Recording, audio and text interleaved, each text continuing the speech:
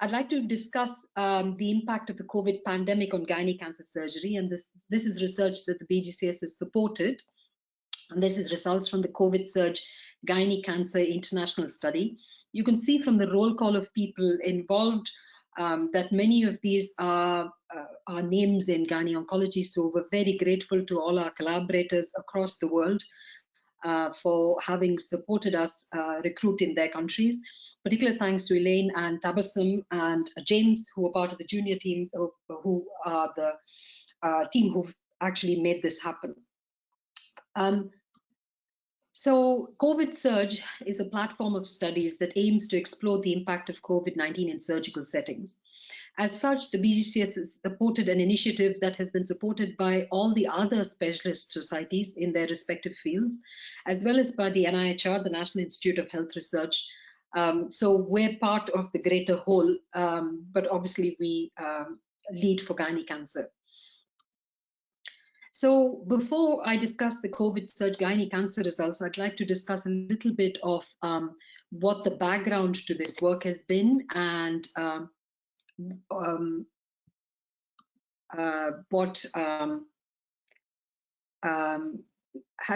guys, did you see my previous slides?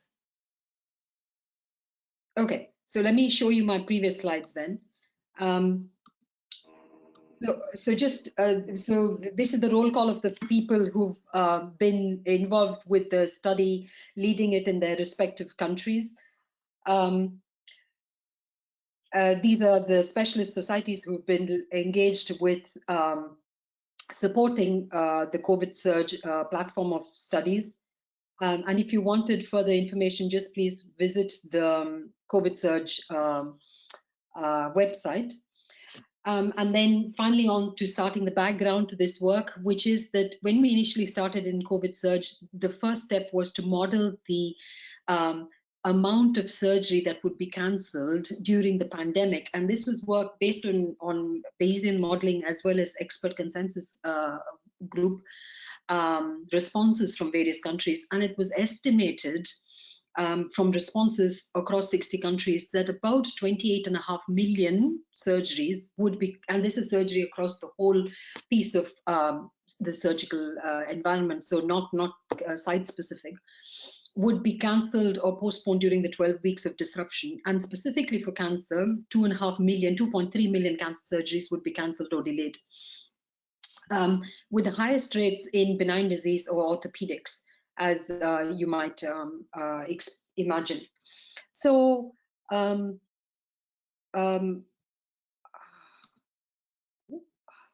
sorry, just one moment, I'm moving the webinar. So in the UK, we estimated that about 500,000 operations would be cancelled, and 36,000 cancer operations would be cancelled. At the time when we put this paper out, I thought this was a bit of an overestimate, but actually having come through the first lockdown, second lockdown, and the third lockdown, I'm beginning to think that these might be an underestimate. The next piece of work that the group did was published in the Lancet in 2020, and this was establishing the mortality and pulmonary complications in patients undergoing surgery who had a perioperative SARS-CoV-2 infection. So this was either a week before surgery or during surgery or 4 weeks after surgery. And this was an international cohort study.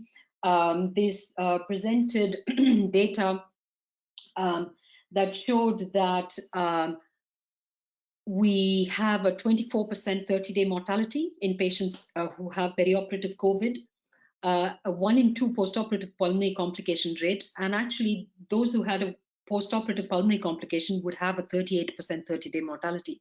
The risk factors for mortality went up if you were male, if you were older, or if you had a cancer diagnosis. So this really seminal paper influenced our counseling that we do now and all our efforts to reduce our chances of operating on COVID positive patients in an elective setting.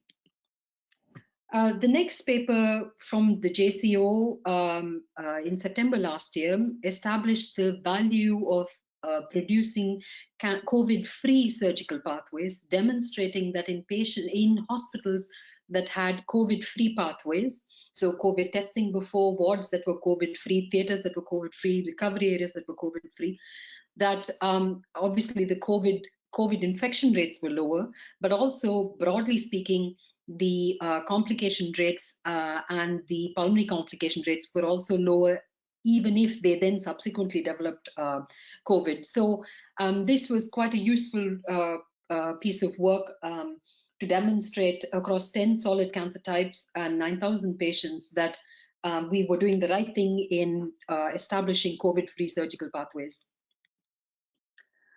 This piece of work from colorectal surgery during the COVID pandemic, again, as part of COVIDSurg, demonstrated that the anastomotic leak rate is not higher during the pandemic. So it's about 4.9% in colorectal cancer surgery patients. And that's well within the norm for colorectal cancer surgery, obviously always a bit higher than gynae cancer surgery because of disease factors. So I think that's quite reassuring. But if people had SARS-CoV-2 and anastomotic leak, then their mortality rate was incredibly high, about 40%. So I think it's really reassuring to know that colorectal cancer had a 30-day mortality of about 1.8% and an anastomotic leak rate that was in keeping with previous times. So I'll now discuss the inclusion and exclusion for COVIDSurg gynae cancer. Which is that our inclusion criteria were any hospitals performing elective cancer surgery could participate. And I know many of you who have signed up in today would have contributed to it. And so I'm very grateful to those of you who have entered data into the study. The inclusion criteria were patient planned for curative or significantly life-prolonging cancer surgery that had surgery completed, that had surgery planned for during the COVID-19 pandemic. So this includes ovary as well as the rest of gynae cancers. We also included patients that would have been planned for surgery, but had surgery delayed or cancelled. We collected data for 3 months with a further 3-month follow-up for those patients who had been planned for surgery, but who had been delayed. The data was collected in an anonymized form in REDCap, and this was considered an audit in the UK. So demonstrating this as an infographic, this was an international multi-center observational cohort study with a collaborative authorship plan. And I must say all COVIDSurg outputs are collaborative authorship. So it comes out as for COVIDSurg, and all the people who've entered patients in the study are included as PubMed indexed authors. So I think this is a great model of taking away, of making sure we have collective ownership for manuscripts, which I think really is a very helpful model. And from an academic point of view, less sort of top thumping, I think personally. So we looked at the 30-day COVID-19 infection rate, as well as the 30-day mortality from COVID, as well as impact of COVID on cancer surgery. So looking at the participating countries by income category, we were very fortunate in COVIDSurg because we had pretty much a representation across the globe. And again, a huge effort to establish a collaborative network across so many diverse countries. I think 55 countries, which is it's really a great pleasure that the BGCS has pioneered this work. And as you can see, we had 3/4 from high-income countries and 1/4 from upper middle income and lower middle income countries. So a total of 4,722 patients with gynae cancer data enrolled. In terms of the distribution by tumor site and COVID status, this is the first look. We'll have the final look a bit later because we're waiting for the final data set to be released to us. 95% of our patients within the 4,472 were actually patients who underwent surgery. Of these, 17% experienced a change or adaptation of surgery, and you can see here the distribution in uterus, ovary, cervix, vulva, and vagina. Basically, these were treated in cold sites. These were treated in COVID treating sites. This slide is perhaps the most important slide of them all, and effectively it shows that about 1 in 5 patients with uterine cancer will have had a change in treatment. 1 in 5 with ovary will have had a change in treatment. We're still working out how impactful this change in treatment will have been, and I think we will have that data when we get to the final data set. But it's still, we're going to have a group of patients who are going to need salvage treatment as they progress or as they recur early in the years ahead. So I think that's something that we need to factor into gynae oncology services in the next couple of years. So the impact on treatment, in some patients, it was a delay in surgery. Some people had a change in choice of surgery at alternative hospitals. Some people received neoadjuvant chemotherapy where they might have had surgery, and some underwent longer neoadjuvant chemotherapy, which I think actually has been a lot of our ovarian cancer patients. And some were not operated on at all because there was a change in treatment strategy due to COVID-19.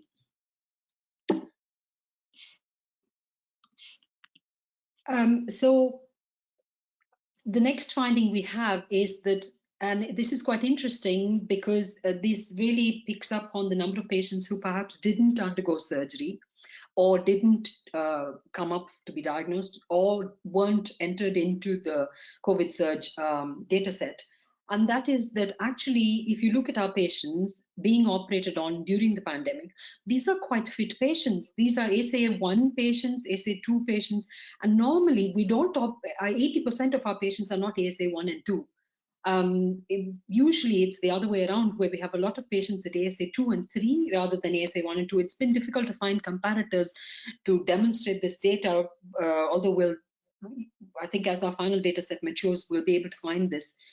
But I wonder about the patients who are comorbid, who we haven't either we haven't captured in this study or they haven't come up for a diagnosis. So that again is something that will be a hit from COVID. Overall, the COVID infection rate was 2.27%, which is wonderful. This is the initial analysis of 1,000 patients, not the whole data set. And the pulmonary complication rate was quite low. Overall, 30-day mortality rate was quite low at 1.18%. If you look at the complication rates, and I compared this with UK GOSOC, which was run by Usha Menon and Rema and a team of us from 2013, 2014. Overall, the complication rates are actually lower in the COVIDSurg data set, suggesting actually that that there may well be a selection bias happening in the COVIDSurg data set, which means that perhaps a greater proportion of patients have been impacted by not having treatment. So the summary of data to date is that the largest multicenter analysis of gynae cancer surgery during the COVID-19 pandemic has demonstrated significant adjustments of timings, indications, and radicality of surgery. Nevertheless, the perioperative complications and death rate of COVID-19 affected operated women were overall low compared to data reported in previous studies. Adverse impact on gynae cancer in first-line patients is estimated to be around 17%, and catch-up trials for patients affected in first-line management of gynae cancer surgery are now necessary. I have to be, I'm very grateful to acknowledge collaborators across 55 countries, the BGCS, for supporting this work, and patients and families for their data. I'll also briefly touch on other research that the BGCS has supported during COVID. The first is Safe Surgery, which is a joint BGCS-RCS activity.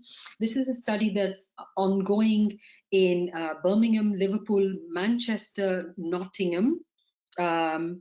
And this is a study for the first time that the BGCS is working with the Royal College of Surgeons of England, and it's a joint gynae and surgical study.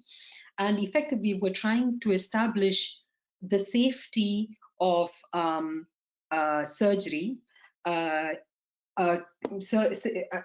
trying to establish the transmission risk to surgeons when we operate in patients who have COVID.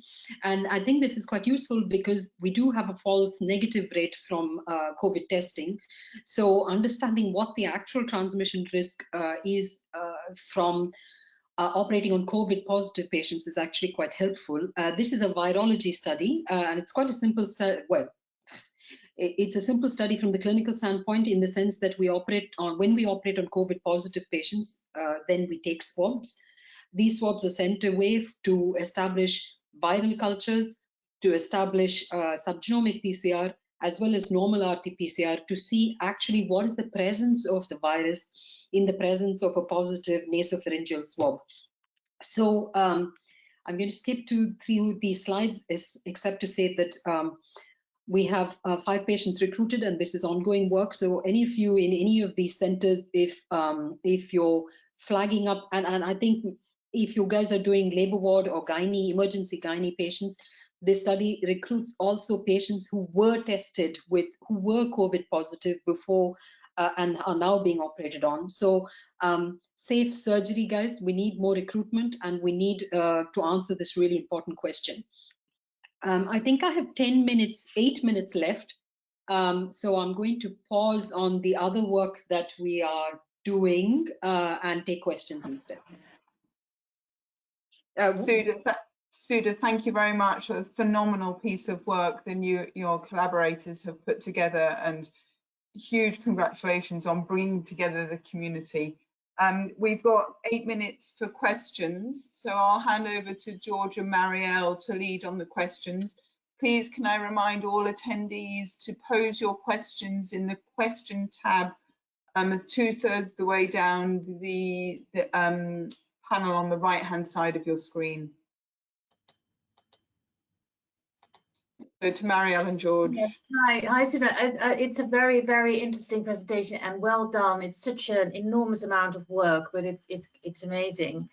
There is one question, and it is there a plan to open up the virology study at another site, and how do we recruit into it? I'll go and take that question away. I mean, one of the reasons why we only opened it in 5 sites at the time was, we opened it during the last lockdown. And so we didn't really think it would actually, that we thought, oh, well, we're too late now, and we didn't really anticipate the 3rd surge. So I'll go away and have a chat with the rest of the team to see whether we'll be opening new sites. So the answer is I don't quite know yet. Yeah.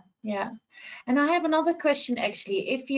It will be really interesting to compare the time in between the first and the now lockdown, the recovery phase, to see if there are different changes and how long it will take for centers or countries to catch up again. It will be interesting to see what the results will be. So at this point in time, we haven't got a follow-on study planned. But I think, having established the collaborator network, I'm very open to the idea of keeping the collaborator network going, because it's a fantastic thing to have 55 countries participating in an effort. So I'm very keen to build on this collaborator network, carry on answering that question. So if people are interested, then drop me a line and we'll see where we can go with this. I think we'd be very interested in working with other people on an intellectual basis, I think. There's no reason why people can't come to us and say, look, I'd like to run this. This is an idea, and we can take that forward. We can put it to the collaborators network. So we need to keep it going, if you see what I mean. And it doesn't have to be driven by any of the people whose names you've already seen. It can be new names, because it is a collaborative effort. There is a question from Simon. He wants to know, basically, if there is any evidence to suggest, or refute for that matter, that undergoing surgery for women with gynecological cancer is any safer than for men with other malignancies. Is there any evidence on that? So I think Were men with malignancy or men without malignancy? Comparing women with gynecological cancers with men with other malignancies. Men with other malignancies, yes, it is safer. Women are, women have a lower mortality rate. Well, I'll rephrase this. The data from the Lancet paper, from our Lancet paper, demonstrated that if you were male and you had COVID positive and you were undergoing surgery, your outcomes were poorer than everybody else. So being a woman is protective in some way. But we only have that data for COVID positive patients undergoing surgery of all sorts.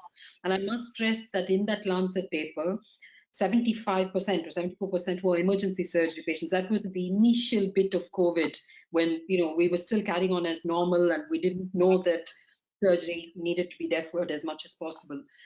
So that's the data we have. Simon's question we will be able to answer because we have 55,000 patients across the 10 solid cancers. The data set is not ready yet, but we will. I mean, the data set is imminently ready, so we will have the answer to that question in about 4 weeks or so.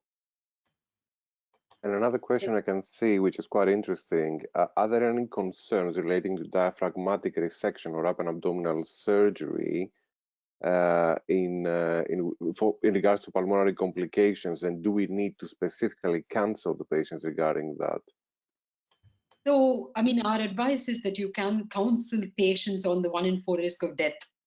All patients undergoing gynae cancer surgery, all patients undergoing surgery, but all patients undergoing gynae cancer surgery should be counseled, and we took that as routine, as I'm sure, I think we took it from Ellie's information sheet, but so all our patients in our hospital have an information sheet and they have to sign up to it to say that you have a 1 in 4 risk of death.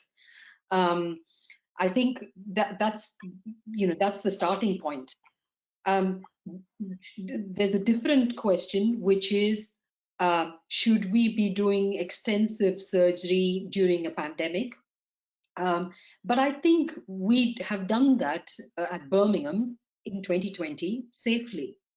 And I haven't seen, if you can establish a COVID-free surgical pathway, and if you can be brutal with your advice with shielding pre and post-operatively, then I think our experience in Birmingham, which we've just published in Gynae Onc, suggests that you can deliver ovarian cancer surgery safely during a pandemic.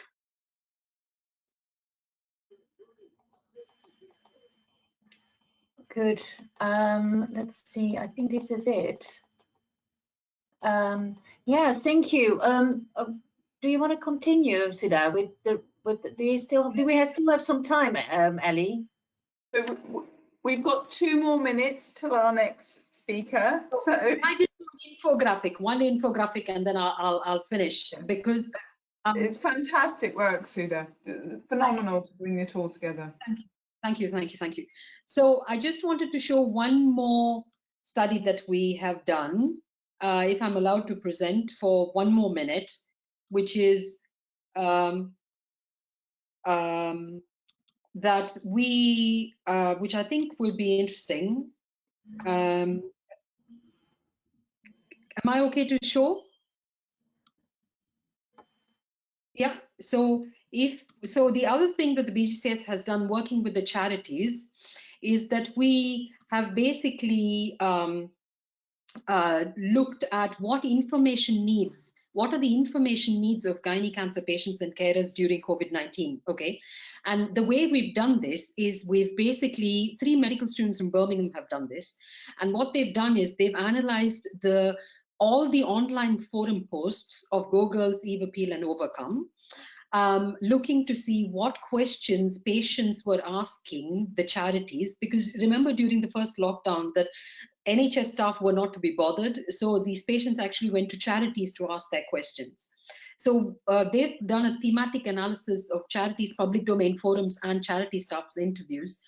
And what they're finding is that patients are conducting a lay risk assessment. So individuals are actually conducting their own assessment as to whether they are safe or not safe to go to the supermarket or to do should I be mixing with people, should I be getting Amazon packages in, and that sort of stuff. And people are extremely worried about their cancer trajectory and their impact on management, as well as shielding guidance. And the reason why I thought I'd finish with this is that I think those of us who are on the call, please be aware that these are the sorts of things that our patients are getting extremely anxious about. And these might not seem like an incredibly important thing to us, obviously, because we're more interested in, mortality and morbidity and keeping the service afloat. But just to say that patients and carers are overwhelmed at the moment with these things: isolation, anxiety, assessing their individual risks to have a normal life, what guidance for shielding, and what their cancer trajectory and outcomes will be in the future. So I stop there now. And if we have time for one last question, which I think would be interesting, is what about laparoscopic versus open surgery in COVID patients? Is there any? I have very strong views on this. And my views are on COVID positive patients or during a pandemic? COVID positive. On COVID positive patients, all the work that we've done so far demonstrates that even if you're COVID positive, your viremia rate is 1%.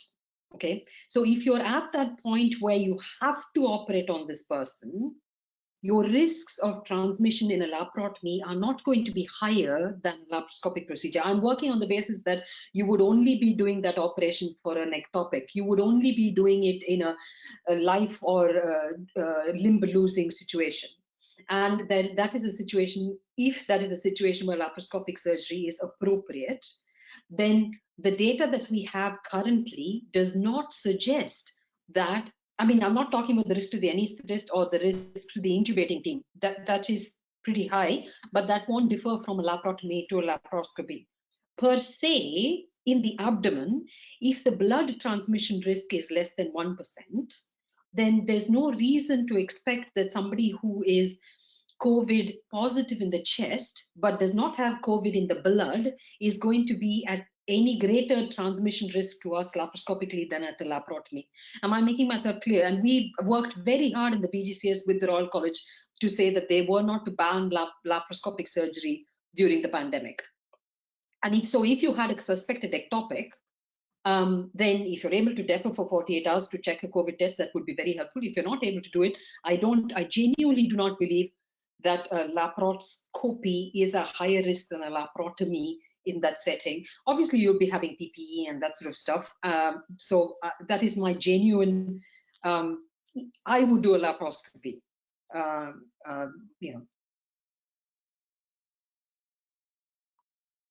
Sundar, thank you very much indeed for a fantastic start